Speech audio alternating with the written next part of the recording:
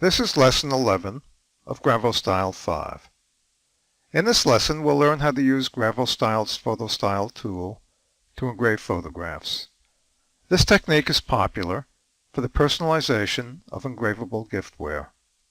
Some of the concepts we'll learn are how to use PhotoStyle's dialog window to transform an imported bitmap image to a halftone image suitable for engraving, and how to make the appropriate engraving table settings for engraving the halftone.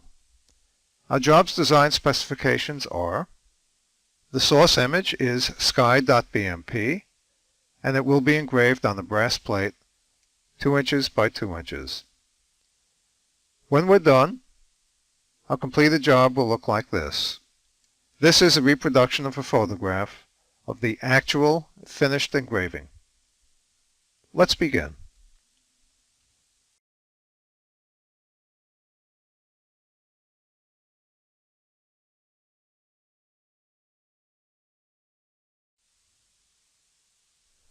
We'll start with a new job with a plate size defined as 2 inches by 2 inches with no margins.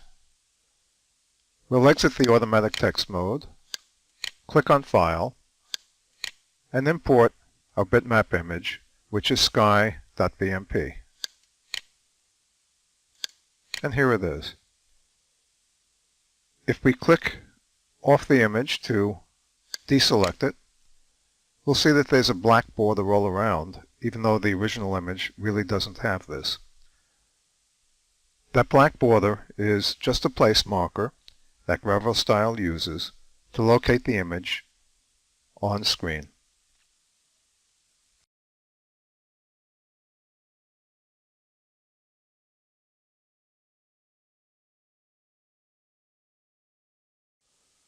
We're ready to convert our image to a halftone. First, we'll make sure the entire image is selected. Next, we'll find the PhotoStyle icon on the left toolbar, and we'll click on it. And the PhotoStyle dialog window opens. Our first task is to decide what type of halftone process to use. We have 3 choices.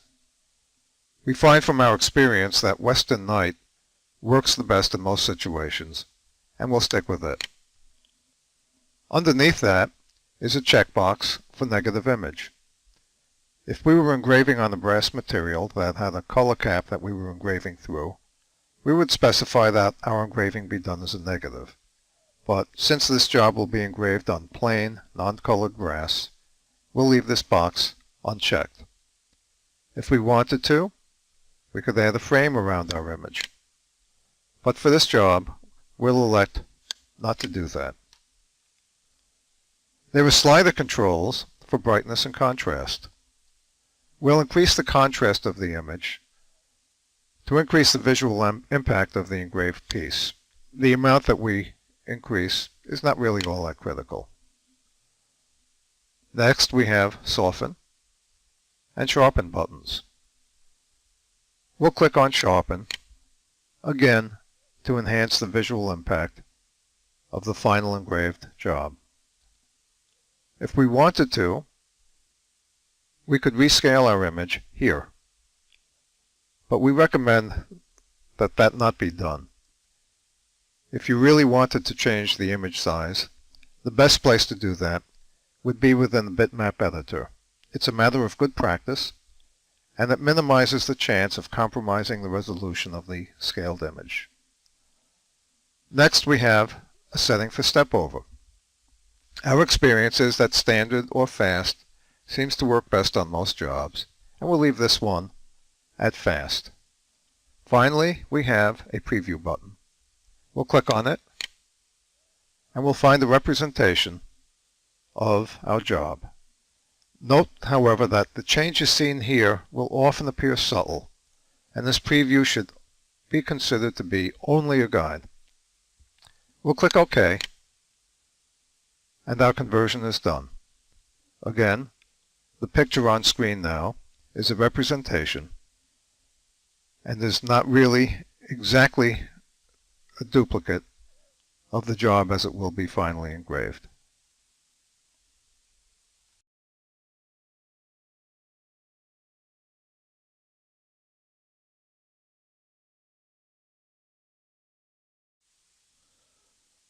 After we select a 20 thousandths diamond drag tool, we're ready to send the job to the table.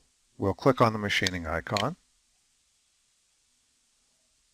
and we'll set our tool speed.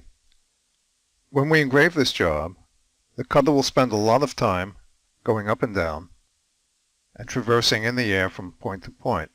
So we'll want to make sure that we set a fast speed. We'll click on one of the bunny rabbits, X, Y, or Z, doesn't matter, and we'll set a maximum XY speed of 2 inches per second. We'll make sure all of our other settings are as we want them.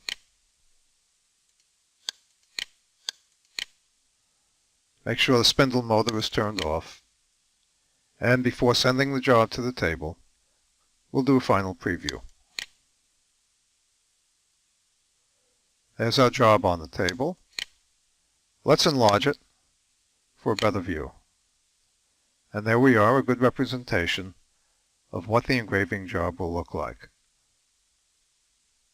We'll close the preview window, and we have but to click Run to send the job to the table. This concludes Lesson 11.